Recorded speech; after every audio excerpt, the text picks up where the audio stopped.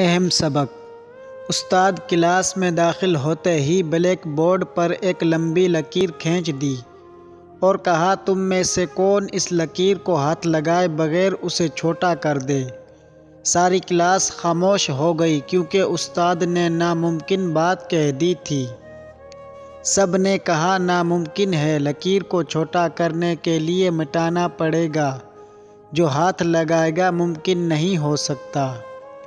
استاد صاحب نے گہری نظروں سے طلباء کی طرف دیکھا اور کچھ کہے بغیر بلیک بورڈ پر اس لکیر کے نیچے ایک لمبی لکیر کھینچ دی، جس کے بعد سب نے دیکھ لیا کہ اب پہلی والی لکیر چھوٹی نظر آ رہی ہے۔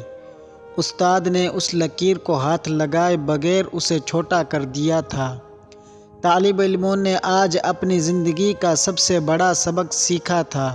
دوسروں کو نقصان پہنچائے بغیر، دوسروں پر تنقید کیے بغیر، ان سے حسد کیے بغیر ان سے آگے بڑھنے کا ہنر انہوں نے چند منٹ میں سیکھ لیا تھا کہ اپنے آپ کو اخلاق میں، کردار میں اور عمل سے دوسرے سے آگے بڑھا لو، تم خود بخود دوسروں سے بڑے نظر آنے لگ جاؤ گے۔